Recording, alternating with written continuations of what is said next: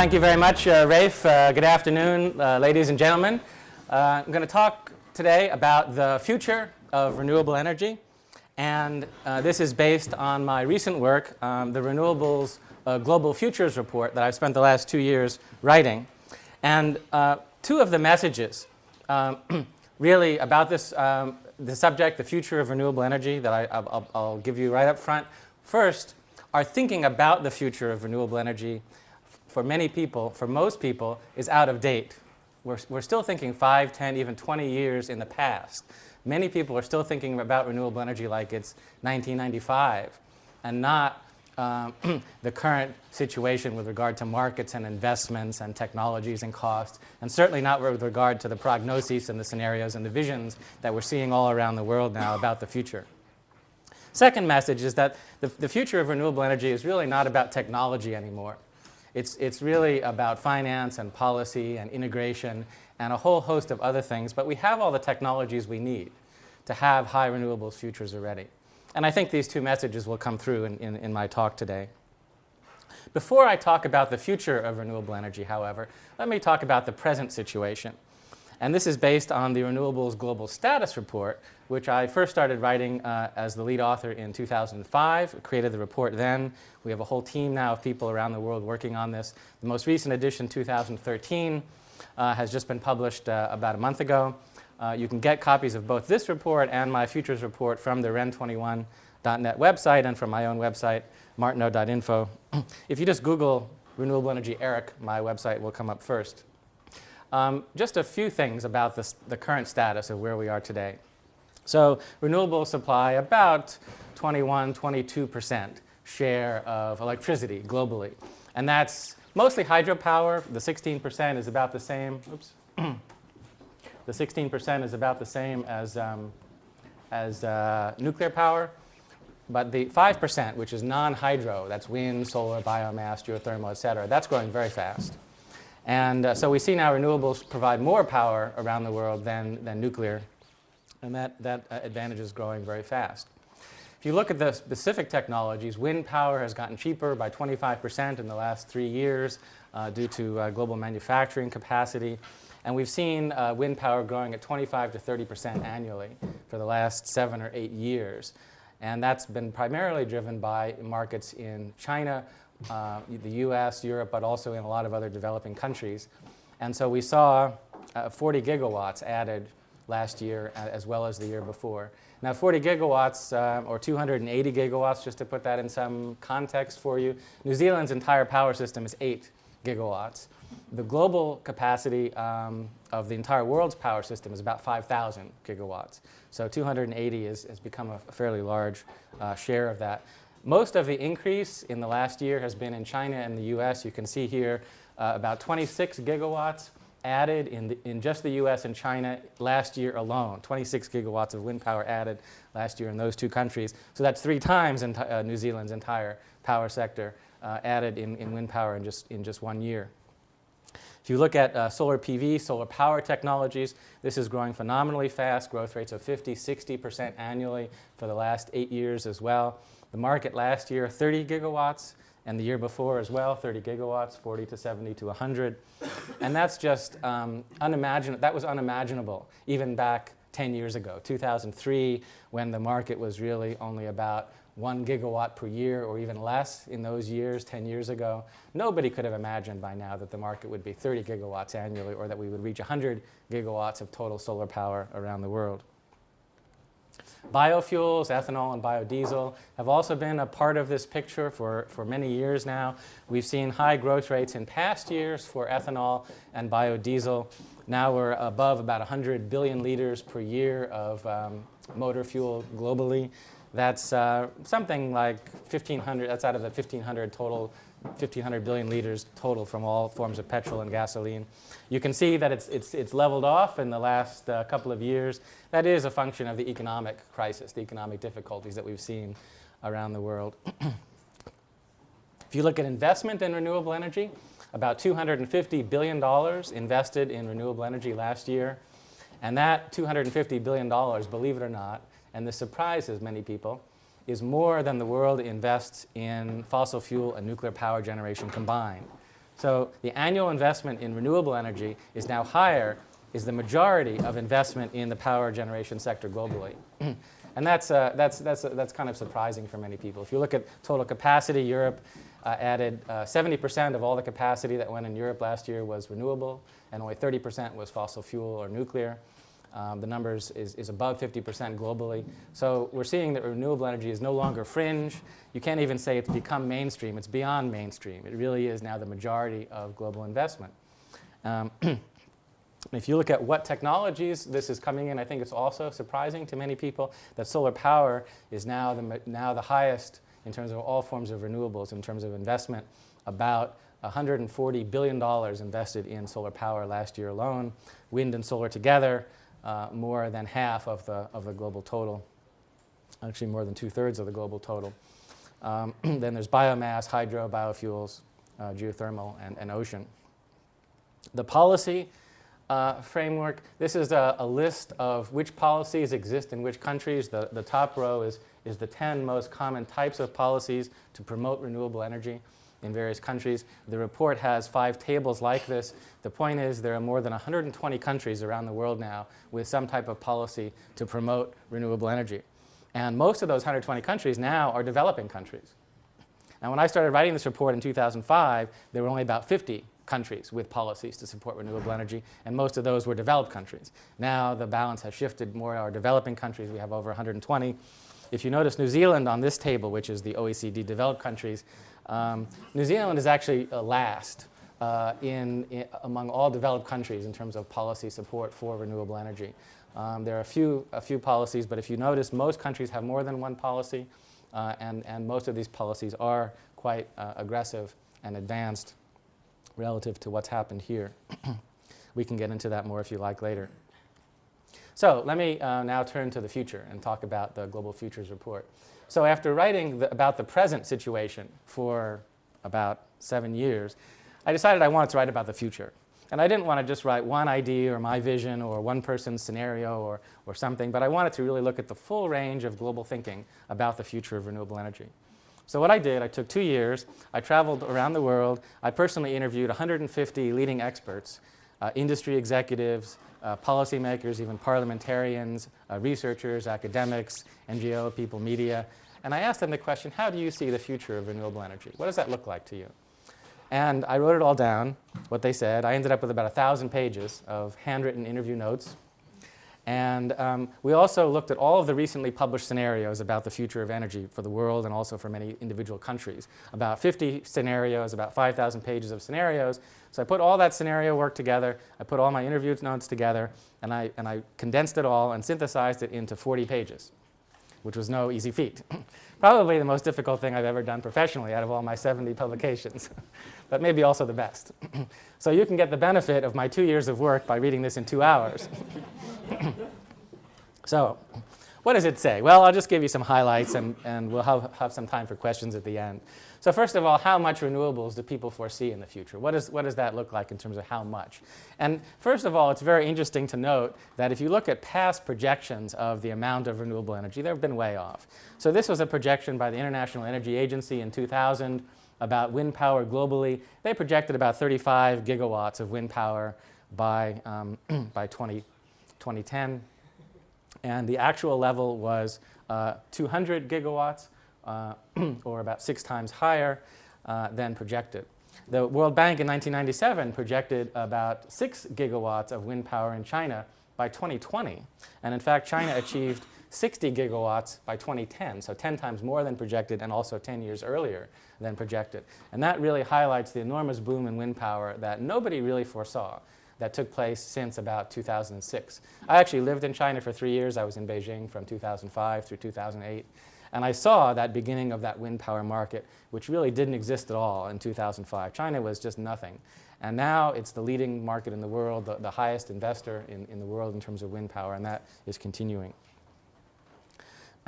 So if you look at all the published scenarios that talk about the future of energy and include renewable energy, you find you can group them into 3 categories. The first category, the conservative scenarios, we're calling them down here, these yellow orange lines, 15-20% share of total global energy from renewable energy in the far future. And that's been historically and traditionally the kinds of scenarios we've seen by the International Energy Agency, the IEA, by departments of energy like the US Department of Energy, by oil companies. That's sort of been the standard type of view about renewables aren't going to grow and really beyond where they are today. That's about where they are today, 18% actually.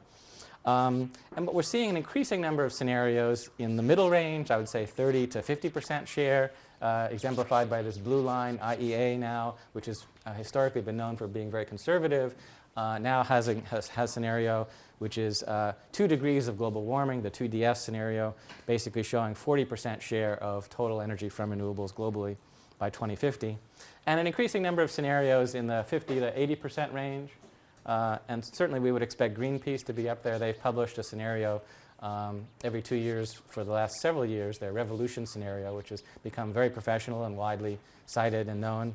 But not just Greenpeace. You find a lot of other organizations. This GEA, that was an association of scientists. They published a 5,000-page report on energy that took them 5 years, and, or I guess it was 3,000 pages in 5 years. But it was a major undertaking, and they had a high scenario also, 75% share from renewables. So I think the point, if you look at this and you read the scenarios and you really think about this, if you go through my report, what you begin to understand is that the low scenarios are really simply no longer credible. They can't hold up in the face of all the scenarios and all of the ways in which people are foreseeing, in which the trends of renewables today and in the future show we're almost certainly going to get to higher shares of the 30 to 50% level. That's almost a given the way things are going. Okay, policy is going to be very important for that, and we won't get there without important policies to come along for it. But you can imagine us getting there without a lot of difficulty. And the real question now is simply, are we going to go beyond that? Are we going to go beyond 50% to the higher levels in the future? And I think that's really the choice that we're facing. If you look at shares of electricity, so the previous slide was shares of total energy, including transportation and heating. If you look at shares of electricity only, you find even higher numbers, and these are both scenarios and country policy targets. And a lot of countries now have policy targets. Over 120 countries have some type of policy target for renewable energy.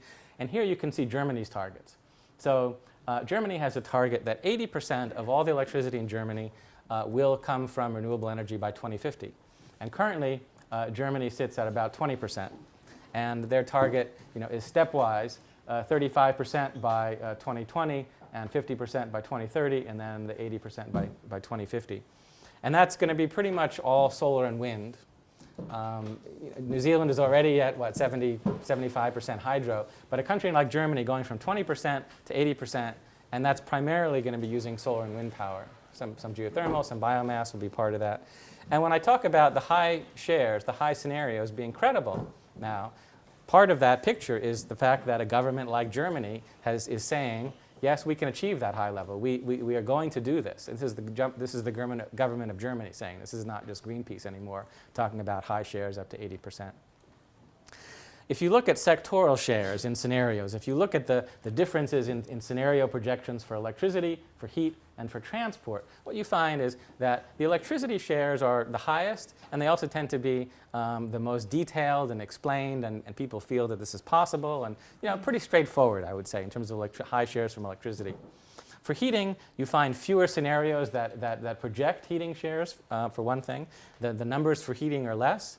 And basically, a lot of experts, maintain or say that heat supply, it's not difficult. I mean, we have all the technology. It's not a question of technology, but it's going to take a long time.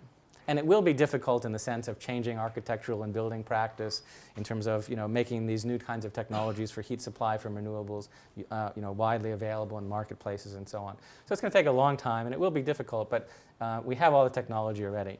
For transport, also lower shares than for electricity. And here, experts, really a lot of different viewpoints. The basic idea is that transport from renewable energy is very uncertain right now. It basically, rests on electric vehicles, and there's uncertainties about electric vehicle technology, battery technology, and costs, and so on. And it rests on advanced biofuels, ethanol from cellulose, for example, which are not yet commercial and are still somewhat speculative, although we're beginning to see the beginning of commercial production of advanced biofuels like cellulose from ethanol from cellulose. So there's a lot of uncertainty still in terms of achieving higher shares from transport. Okay, investment futures. So if we look at investment projections, I won't spend a lot of time on this, but most experts and scenarios are showing numbers which represent a doubling of global investment in renewable energy by 2020 or 2025. This Bloomberg BNEF, these are actually, they've actually been revised and they have higher numbers now, so they're also projecting about $500 billion by 2020 or 2025. And so that represents a global doubling of investment. However, these higher levels of investment are going to require new sources of finance, say experts and project scenarios and so on. Especially everybody's talking about pension funds and insurance funds, how to unlock those, how to get those channeled into investment in renewable energy, and the ways to reduce the risk perception, the perception that renewable energy is too risky, how to make renewable energy, because in essence renewable energy should be seen as the lowest risk technology. You have no risk of fuel price increases in the future in terms of coal or natural gas or oil prices. Once you've built it, you've locked in a guaranteed electricity price for the lifetime of that plant. And as an inflation hedge, as a sort of an option value or hedging value, a lot of people in the finance community are talking about it this way now. And so pension funds and insurance funds, if they really start to see that profile of renewable energy in terms of it being the lowest risk energy technology available today, we really could start to see a lot of flow from those. Community funds as well. A lot of interest and a lot of sort of emerging activity in terms of community investment, sort of citizen-owned wind farms, small communities creating cooperatives and investing and owning shares of renewable energy infrastructure that may serve a community or some group of buildings or houses, for example, and a whole range of other funds, as well as the need for new business models. And this is really a very interesting subject, the future business models that we're going to see, new kinds of micro-utilities serving small groups of housing or even just one apartment building, new kinds of mobility services, new kinds of community or cooperative ownership I've mentioned before. There's all kinds of potential new business models in the energy field coming along. It's probably going to be one of the most exciting areas of business in these coming decades. And we're starting to see already a lot of business models coming in, some of them failing already. You may have heard about some recent, for example, the Better Place electric vehicle company that was based out of Israel went bankrupt recently. And they had a really innovative business model. But there's going to be a lot of, this is going to be really exciting in terms of new business. And really the future depends on these. What happens with renewable energy is to a large extent based on how we can innovate in new ways this way. And I think this is also an important idea for New Zealand. If we think about how New Zealand can innovate in renewable energy, become a leader in renewable energy, for example, one of those areas is going to be in terms of new kinds of business models. It's not in technology anymore. New Zealand doesn't need to become, to become the best producer of wind turbines or solar cells in the world. That's not the issue anymore. There are other issues, and I'll point to them as we go along. This is one of them. So the heart of the future of renewable energy, the heart of the issue is about integration. Integration of renewable energy in large shares into buildings, into transport, and into power grids. Basically, we're talking about these three things. Also into industry. So, a really major part of this work talks about this integration challenge. And if you look at integration into buildings, there are many opportunities. Here's a diagram showing some solar heating on the roof and some solar power on the roof, and a biomass pellet stove, a geothermal heat pump, building energy management system, passive heat storage, a very efficient shell, integration with the power grid, with electric vehicles, vehicle to home, vehicle to grid, these sorts of things. And these technologies are pretty much all available already. We have standard technology for solar heating and space heating and hot water. This is very cheap in China. China is 80% of the global market for this right now because they've done it very cheaply. Installation costs are very low, and it makes economic sense in China without any subsidies. In New Zealand, the installation is still very expensive. I think the market here is really stifled by non-technical issues in terms of market size, standard products, the cost of installation, the cost of materials, and so on. It's still a one-of-a-kind sort of, if you want something, you really have to go find who's going to do it, and it's really a one-of-a-kind thing. If it becomes a mass market, it could be a lot cheaper. Biomass pellets used in biomass stoves. We're seeing the emergence of commercial markets around the world for trade in biomass pellets. It's becoming a global commodity. That could also be true here in New Zealand in terms of using biomass for heating both in individual homes and in small combined heat and power plants for larger blocks of buildings or hospitals or schools, that sort of thing. And then solar PV. And solar PV, I think our perception of it is way behind the times. The cost of solar PV, the cost of the panel itself, has fallen by a factor of 3 in the last 4 years. So it's only 1/3 the cost of what it was in 2009. And a lot of people don't realize that the cost of the panel itself is now less than $1 per watt as a metric. And if you go back to the 1980s, and I've been in this field for 25 years, I remember back in the 1980s when people said, if solar PV ever goes down to $1 per watt, the game's over. That's the end. That's the holy grail. We're going to see solar everywhere. And we're there. We're actually beyond that point because a dollar today is what a dollar today is 50 cents per watt in 1980s terms, accounting for inflation. So we're actually well below the dollar that they set in the 1980s for this. And so the cost of solar is no longer about the cost of the panels. Forget about the cost of the panels. That's not really the issue anymore. The cost of solar power is the cost of the installation, the labor, the mounting materials, the wiring, the inverters, the utility connections, all of that put together, so-called balance of system. That's where the cost reduction has to take place in the future to reduce the cost of this. And that's still expensive in terms of installation. You can reduce that through solar integrated building materials so that the roofing materials themselves contain the solar or the windows contain solar. So you can integrate it with building materials and then you reduce the installation cost. You can build homes from scratch with the wiring pre-installed for solar installation so you don't have to put the wiring in separately later. You can do a lot of things to reduce these costs. And again, I think this is an area where New Zealand could really innovate in the balance of system and how to get all of these things put together.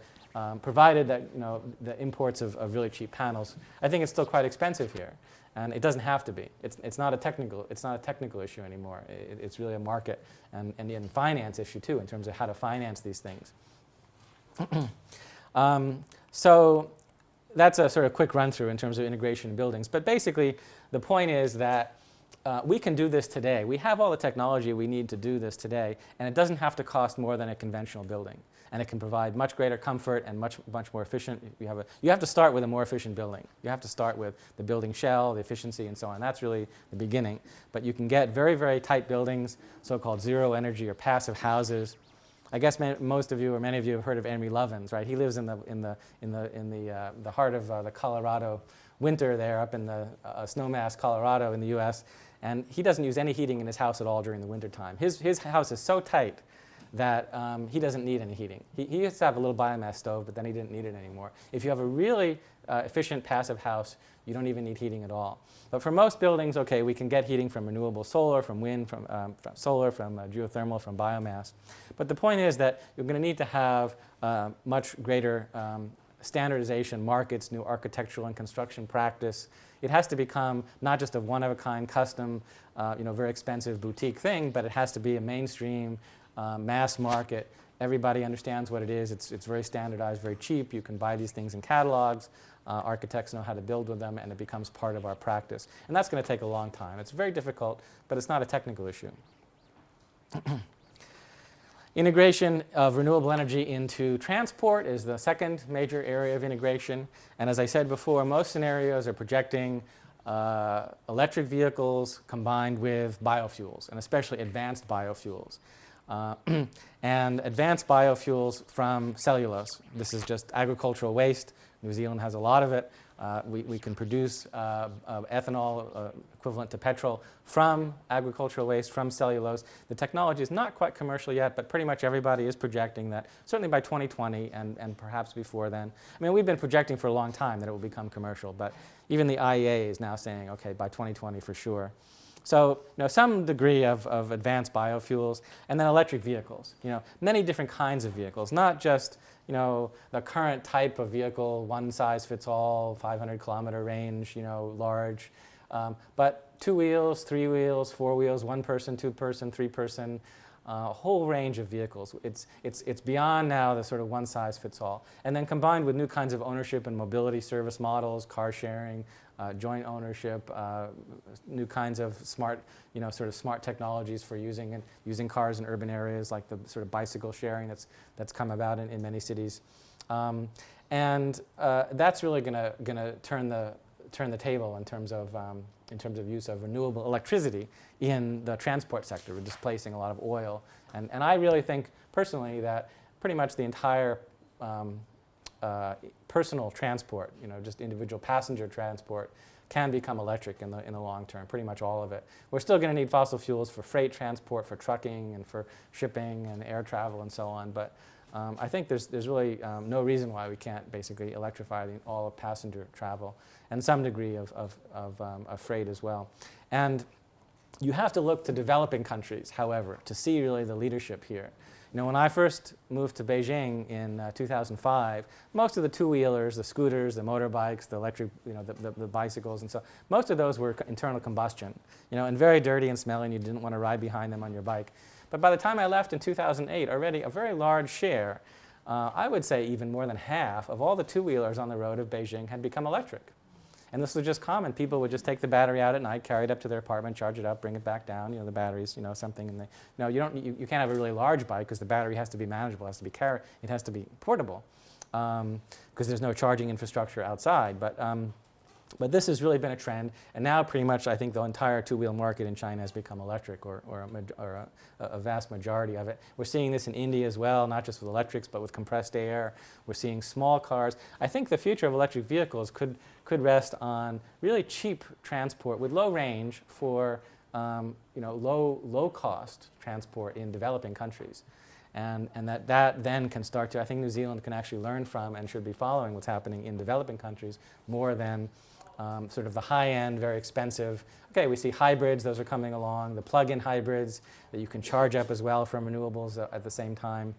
Those are still quite expensive, and the battery technology is getting better. It will be cheaper. And probably at some point, in these coming years, we'll see these plug-in hybrids be equivalent in cost. But I think we have to be open to a lot of innovative kinds of transport solutions. In terms of integration in electric power systems and power grids, I've talked about microgrids or sort of small utility systems, micro-utilities, maybe serving one building or a group of buildings or a community. We're going to see sort of a whole mixture of these sort of smaller mini-grids with centralized grids in the future. The Amory Lovin's reinventing fire scenario for the U.S., which shows the U.S. electricity system becoming 80% renewable by 2050, shows half of the U.S. power grid becoming distributed or decentralized or an interlocked series of mini-grids, half of the entire U.S. power system, and then in conjunction with the other half remaining centralized. And one of the challenges is how to balance the variability of solar and wind, in particular, on power grids. And this has been a sort of common complaint or problem that people cite when they talk about renewable energy. Going back to the 70s, this sort of intermittency. We don't like to say intermittency now, we like to say variable, because intermittency is like sort of just like suddenly stopping, which actually nuclear power is intermittent, because nuclear power plants can go offline just like that, and then you're stuck without that capacity, whereas renewables really are variable. And the point is that there are a dozen options for balancing that variability on power systems. And all of these options actually are being used around the world today by one utility or another. They're all already in practice. If you look at Spain, if you look at Germany, in Germany on some days, solar and wind power are supplying more than 50% of the entire power demand during peak times of the day. So they're already coping with a power grid which is above 50% variable renewables. Spain, on some days, 50% wind power supplying 50, even 60% of the total peak power demand on some days. And so we're well beyond what used to be the conventional wisdom, which even 10 years ago, and which many utilities still hold. Conventional wisdom held that you can't go above 15% on a power grid with variable renewables before that grid is going to collapse because of the intermittency, the unreliability. It's simply not true. And we can do this. And it's not just about energy storage. You think, well, okay, we're going to need energy storage. And many people say, well, we have to have energy storage one-for-one with renewables and so on. It's simply not true. There are many options. And a lot of these could be done in New Zealand. Demand response, for example, is a very important strategy, which is basically the ability to control certain customer loads, the demand side, and match the demand to the supply. So the whole paradigm with electric power systems is changing. It used to be that supply always had to match what the demand was. Now we can do the opposite. We can match demand to what the supply is if the supply is variable. We can also have energy storage, which is also a change in paradigm for power systems, in which we've basically been unable to store electricity for the last 100 years. And we're also seeing a paradigm change in terms of, centralized and decentralized. For the last 100 years, power systems have been built basically from a central producer to all of the consumers. And now all of the consumers can be themselves self-producers. So I think this is a really important area. It's something I'm going to be looking into a lot more as well in my further work. And I think it's quite important for New Zealand to be thinking about this. One point I'll say about New Zealand's electricity market is that right now, the way it's designed is not conducive to distributed generation, to end-use energy efficiency, to market solutions for balancing variable renewables. I think before renewables can really become a large share, seriously here in New Zealand, the electricity market has to change its structure and the way things are managed here. I don't think there's any question that has to happen. And that's part of this issue of how to balance how to establish markets for flexibility, for balancing service. This word flexibility is really starting to become a buzzword in power circles. How to have flexible power grids and how to have the various kinds of. For example, in California, there's a new flexibility product that you can sell as an independent producer into the power grid, in which you basically are selling the flexibility necessary to balance short-term changes in renewables. And that flexibility product is something which was regulated into existence in California through the California Public Utilities Commission. So I think what all of this sort of integration issue points to is the roles of different kinds of companies. Really interesting, the roles of electric utilities in doing all of this, the roles of automakers in terms of new kinds of vehicles and integration with the grid, the roles of technology integration companies or building material manufacturing companies, in particular integrating renewables into building materials, and especially the role of IT companies. IT, I think actually there's a larger future for IT in the field of renewable energy than there is for solar wind power manufacturing itself. I mean, IT is really, a central part of the future of renewable energy in a lot of the ways I've talked about. You require smart grids and smart homes and smart vehicles and all of this to interact with each other and to implement all the things I've been talking about. Well, let me move on to the city level, to thinking about what cities around the world are doing. And this is really exciting. I think, a lot is happening. We can point to hundreds of cities with policies to promote renewable energy around the world. We can point to 4,000 cities that are members of the EU Covenant of Mayors, in which they have climate action plans and have pledged to reduce carbon emissions, and they're part of this process of these planning and monitoring and so on. All kinds of things can be done at the local level, and we're seeing many, many examples of these. Cities investing in renewable energy in public infrastructure, community investment, through non-governmental channels. Municipal utilities, where cities are taking back control of their power grid within the city and basically then directing the utility to make investments in renewables and to work towards a more renewable future. And you find cities, now for example, Boulder, the city of Boulder, Colorado in the US, the citizens voted to municipalize their utility so they could have more control over its investments in renewable energy. And that was a citizen referendum and vote and ballot. In Germany, hundreds of municipal utilities now are coming back into existence through local governments. This is a huge trend in Germany now to re-municipalize utilities that had been taken over by larger regional or national entities. Planning approaches for low-energy buildings. You can find many examples of cities around the world that have building codes and standards for passive houses, for zero-energy buildings, for low-energy buildings. One example is the city of Amsterdam, and that they have really extensive. Can we get that off, please?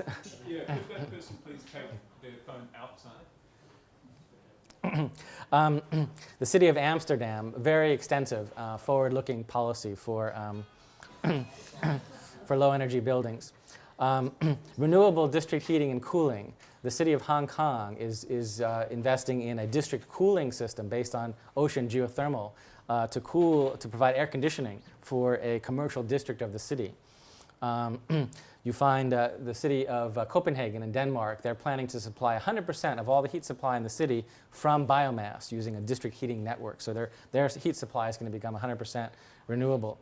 Many other examples. Public transport fleets, Betim in Brazil is mandating the use of biodiesel in all of their public transit buses. Similarly, in Stockholm and Sweden, you find many other cities that are starting to use biofuels in public transit vehicles, even mandating it in taxis, public taxis. The city of Portland in Oregon is mandating biofuels being blended into all gasoline and diesel fuel sold within city limits. I don't know how Portland can do that, but they apparently have the jurisdiction to require that all petrol and diesel sold within city limits has to be blended with biodiesel and ethanol at the local city level. And of course, what cities can do along these lines really depends upon jurisdiction. Really depends upon what jurisdiction they have, their financing capabilities. But I could talk for hours about all of the examples of what we're seeing cities around the world do for renewable energy. And this is really underappreciated in terms of this level. Everybody's focused on Kyoto and national governments and carbon reductions and what's happening to the national level in terms of renewable energy policy. But so much is happening at the local level that is really not recognized or appreciated. And the Global Status Report, which I'm just going to give you a few more slides from, sort of alludes to these things. Here are cities with targets for future share of renewable energy in terms of energy supply to the city. Boulder, I mentioned already, 30%. Cape Town, South Africa, 10%. Hamburg, 20%. 100% by 2050 in Hamburg. Actually, they're planning for 100% of electricity supply well before 2050. London, Paris, you can find many examples. This is just a sample list in terms of targets for shares of renewables. Targets for share just of electricity by itself. So here we can look at also examples. Adelaide, 15%. Austin, Texas, 35%. Munich, Germany, as I said, 100% by 2025. They're really ambitious about that. Wellington, New Zealand, I guess is listed here, 78 to 90% by 2020. I'm not sure how valid that is, but maybe some of you know exactly what that means. This is just a partial list again. Many cities have targets. And I pointed out to you before, that national governments, there are 120 national governments around the world with targets for renewable energy. Most of those targets tend to be in the, let's say, 20 to 40% range in terms of shares of either electricity alone or total energy and so on. But the targets by cities are going well beyond those national numbers, and the cities that really can do this. Targets for specific amounts of renewable energy capacity: Los Angeles, 1.3 gigawatts of solar power. By 2020, just in Los Angeles. Remember again, 1.3 gigawatts, compare that to New Zealand's 8 gigawatts for the whole country, for the whole power system. Targets for government-owned use purchases. A lot of city governments now saying, we're going to supply 100% of all the power consumed by the government, by city-owned facilities, by public transit, by schools and other public facilities, 100% from renewable energy. And that's already in the works in many cities. And part of that may be self-generation of renewables, but a large part of it also concerns the purchasing of green power, essentially power from other areas through green certificates or other kinds of administrative things. Hamburg, Germany, for example, is planning to make its own investments in renewables locally, but also is planning on making investments throughout Europe and counting that power generated elsewhere towards the city's goal. Okay, you can talk about how that administration and accounting works. And then finally, city policies and plans for transport infrastructure. I mentioned Betim, Brazil already, mandates for biofuels in public transport and taxis. I mentioned Portland, Oregon, in terms of mandating blending of biofuels. Stockholm, biofuels in public transit buses. Renewable electricity for commuter trains. Subsidies, a whole range. Again, these are just some of the examples of what cities are doing. So I think it's really important for us to think about things happening at the local city level. And if cities had been part of, formally part of the Climate Change Convention going back to 1992 with the original, climate convention, not even mentioning Kyoto, I think we would have seen a very different, outcome over the last 20 years in terms of climate action if they had been recognized as equal partners to national governments. The last part of the report simply concerns the evolution of global markets and technologies. I won't go into this, simply to point out that the scenarios project many multifold increases in total global capacity of all these technologies. If you look at wind power and where we are today, and look at various projections, Greenpeace is projecting a 12-fold increase in wind power capacity, but this is all by 2030. By 2030, projections for solar PV go up to a 25-fold increase, and you can see sort of the range of numbers, but pretty much most of the numbers. Biomass, not so a 4 or 5-fold increase perhaps. Differences of opinion about geothermal and ocean perhaps, but really a lot of very high multiples in terms of capacity. The last thing I'll leave you with is a series of great debates which the report highlights, features in boxes throughout the report. These are questions that came up while I was interviewing people, while I was doing the research, sort of central ideas that people debated or there was a difference of opinion about and so on. Certainly this first question, is renewable energy more expensive than conventional energy? And the answer has been, the common wisdom is yes. But it really has come to the point where you have to say, well, how do you count what the costs are? How do you define more expensive? Because you're not counting environmental costs, you may not be counting subsidies, you may not be counting the risk of higher fossil fuel prices, which can be very substantial, the value or the cost of that risk or insurance for higher fossil fuel prices, and what you count. And I think a lot of people are beginning to maintain, to recognize, to acknowledge that we're not making comparisons in the right way. We just haven't been. I mean, you can find very prominent people, CEOs of major companies now, who are saying we're not comparing the cost of renewables with the cost of conventional energy in the right ways. We're simply not doing it right. And that has to change. And it's not the inherent technology cost, but it's our way of thinking about it, really, which makes renewables seem more expensive. Number two, what's the future role of policy? I'll just highlight a couple of these. The future role of policy. Policy for renewable energy has been, by and large, focused on cost and price in the past. So we've had feed-in tariffs, we've had subsidies, we had a lot of things which address sort of the issue, okay, making renewables cheaper. And I think we're about to see a sea change, a major transition in policy making away from that towards policies focused on integration, which I've talked about before, integration with power grids in terms of policies to create markets for those balancing services on power grids, markets, policies to promote new architectural and construction practices in business, and particularly building codes and standards for low energy or passive housing and integration of renewables into that. We're starting to see the beginning of that. Policies which are addressing markets and financing and all the other things I've talked about, but not so much cost and price based anymore. And I think there's going to be a huge explosion, really a whole new paradigm in policy making for renewables coming along.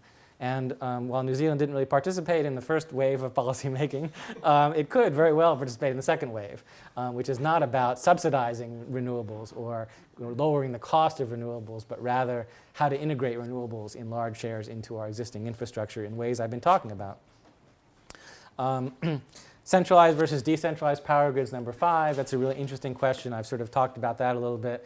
Many people sort of thought we'd see a hybrid of both. Some say, decentralized is more expensive. Others say it's inevitable. It's all going to become decentralized in the future. Will utilities lead, follow, push back, or perish? That's one of my favorites. Utilities that don't recognize these changes, that just try to sort of keep doing what they've been doing, eventually they're going to go out of business. Eventually they're going to have a lot of difficulty. Some of them are even in danger of going bankrupt already. If they own coal power plants, which are now having to curtail their output on a daily basis in Germany, because solar PV, solar power, is providing so much power during the daytime. And the whole role and business model and structure of utilities and electricity markets is going to have to change in the future. There's no question about that. And there are going to be winners and losers. And where do you see those utilities leading? In Denmark, for example, the utility, Denmark has said it's going to be 100% renewable. I guess it's by 2035. 100% electricity from renewables in Denmark, the whole country. And the utility in Denmark, the national utility, says, look, it's not a question of if that's going to happen. We know that's going to happen. We just have to now figure it out. We have to get to work, figure out how we're going to do it, over what time scales, what's required. And they're working on it. And they're one of the leading utilities in the world now for that. The Energinet.dk. Utilities in Spain, utilities in Germany. There are many who are now leading, some in California. We can look at sort of changes in practice and thinking in the utility sector. This is going to take a long time. Some utilities are pushing back. They're saying, no, this is now really endangering our business and so on. And they're pushing back against policy for renewable energy in strong ways. the last thing I'll leave you with is just some research topics. So here we have an academic, we're in an academic setting, we're in a university, so I like to offer some research ideas, talking about research on distributed generation, for example, research on the integration questions into power grids, transports, and building that I've mentioned, research on this policy evolution into new kinds of integration and market and finance type of policies, policies that really look at things from a finance point of view and look at the risk-return profile of renewable energy and not the cost per kilowatt hour of renewable energy. And that was really emphasized by a lot of people too in terms of policies to promote renewables from a finance, the way a finance person would look at it. And then lastly, local city level policies and investment, community funds, all the kinds of things I've talked about at the local level. So I'd just like to point out that this work was sponsored by the German government, BMU, BMZ, as well as a number of other organizations. I'd like to thank also the co-sponsors of the talk today, the University of Otago Center for Sustainable Cities and Victoria, the Institute for Governance and Policy Studies, IGPS. And we have about, I think, 15 minutes. We can take some questions, and I'll leave this up just to stimulate our thinking a little bit. So thank you.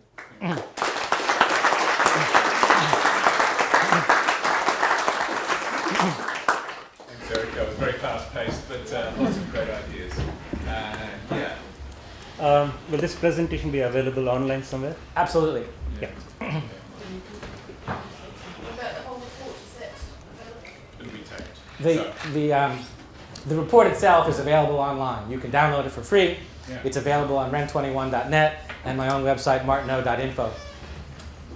It will also be available on the New Zealand Centre for Sustainable Cities website. Down here. Catherine, I was actually teaching environmental law here. Yep. So I think it's great, it's fascinating. The other thing I do is climate change stuff, but too from a slightly different perspective, not yet transport and energy. But I was really interested in the biofuels stuff because I look at it from other wider environmental things, and we're destroying rainforests to grow biofuels and cropland, and we've got problems with food security. I was curious as to the cities going for this 100%. They're doing it with this knowledge, or was done before this information comes live? Yeah, I mean, the issue of biofuels has become very controversial. You're absolutely right.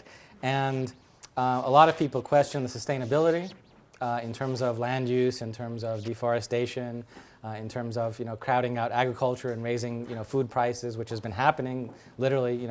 Most of the biofuels are produced, most of the ethanol is from corn in the U.S. or from sugar in Brazil, and there are all of these effects. The European Union has a mandate that 10% of all transport energy in the EU should come from renewable energy by 2020. That's an EU-wide target, and that 10% includes both electric vehicles and sustainable biofuels. And they have a definition of sustainable biofuels that they've worked out over several years, actually, of discussion and so on within the EU.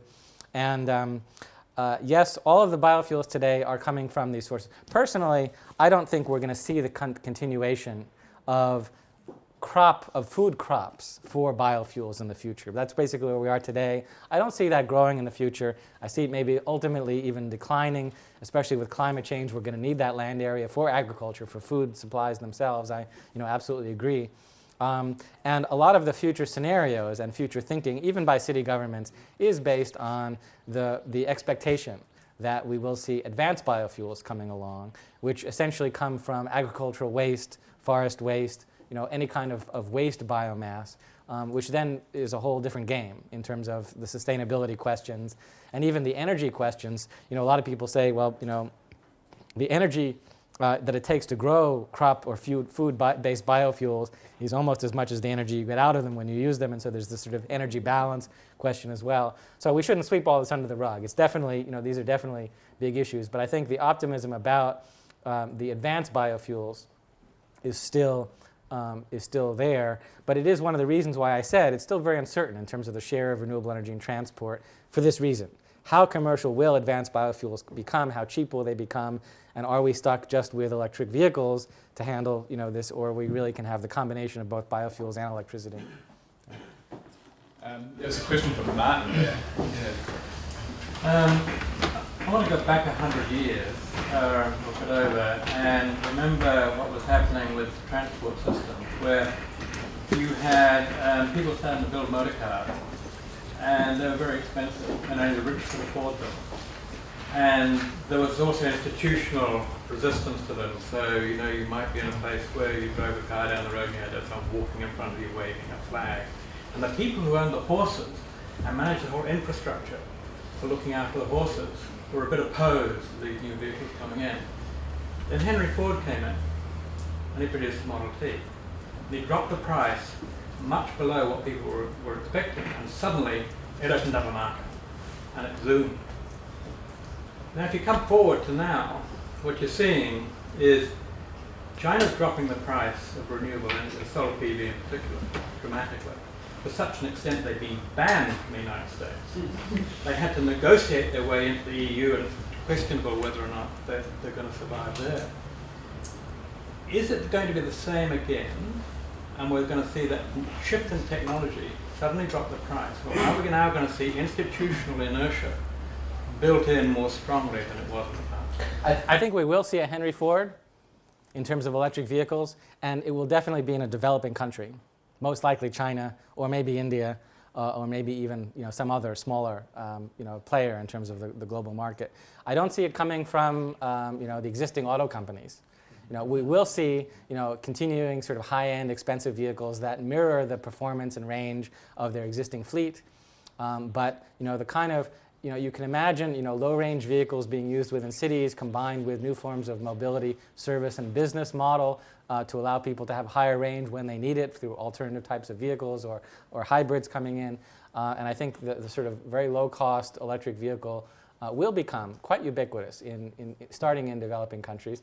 And right now, we're sort of looking the same way they did back then. We expect electric vehicles to be the same as our current vehicles, to look the same, to act the same, to perform the same. And that was the same thing that happened in the transition from horses and carriages to auto. As the first, as you said, the cars look just like horse carriages.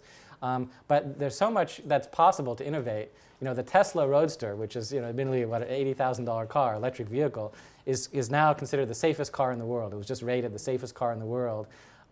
Because of the internal structure and design, and you can put the battery on the very bottom, so it becomes the center of gravity becomes very low. Handling is amazing, and there are all kinds of things we can imagine in terms of redesigning how we think about transport. So we could talk a lot about that, but it's an very interesting area.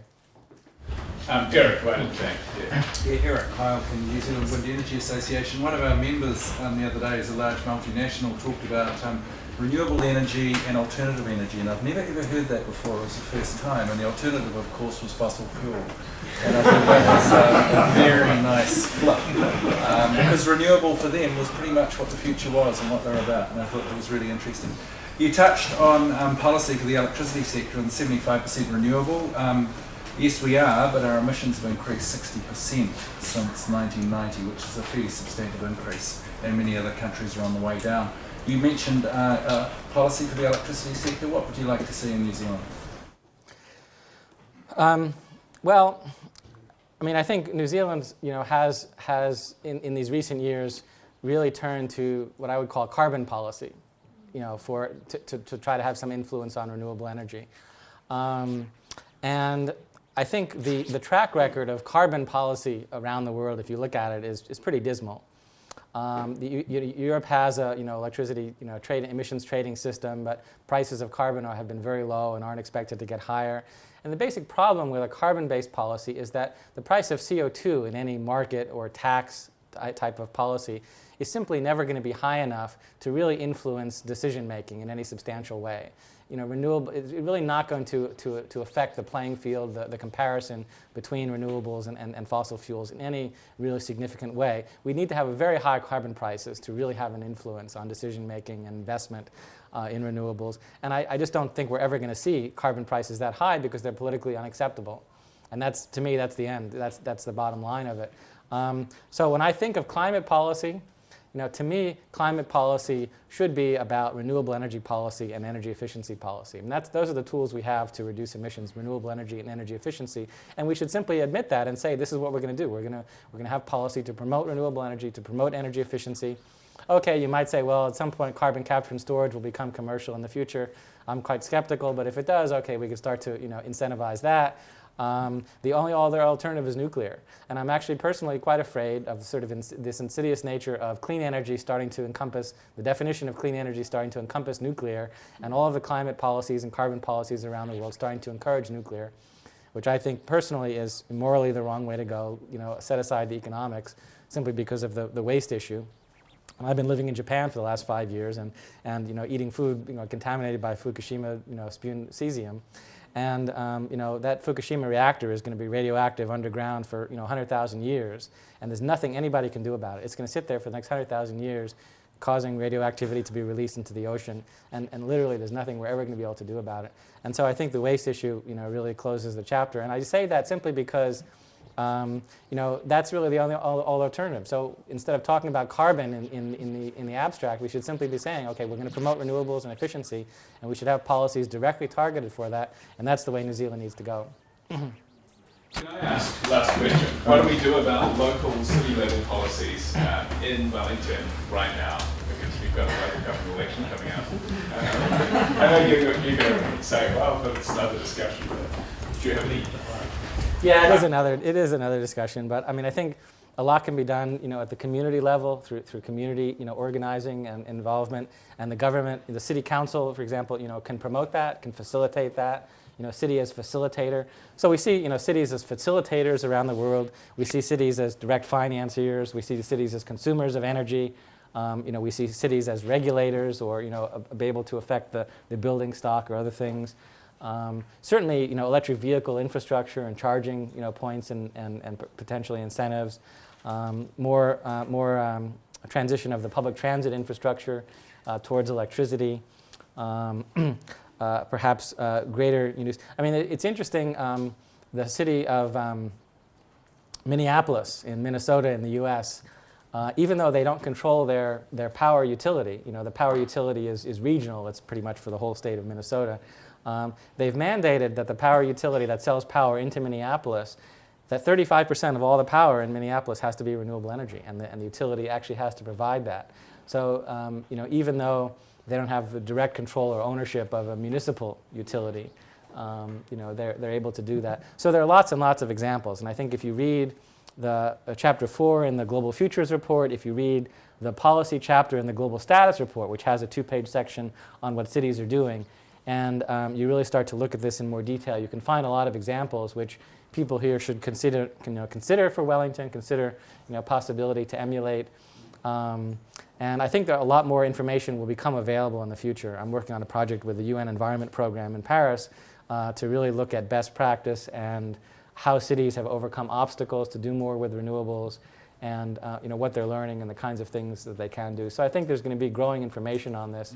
And Wellington certainly, I mean, already I think has done some things. I understand there are a number of things being done here in Wellington for renewables, but really set up to become a leader. And New Zealand could easily, as a whole, as a country, become a leader in renewables globally, not just the existing hydro, but certainly wind power, solar, heating, and integration into buildings, but more of the integration, the systems integration, the business model innovation. There's so many ways in which New Zealand could innovate in the renewable energy sphere aside from technology innovation. And I think that would really show the world, more than New Zealand's ability to reduce its own carbon emissions, New Zealand is a leader in terms of showing what's possible in renewable energy as sort of a crucible for that, and possibly an easier one because of the size and the manageability of doing things here. Thanks very much, Eric.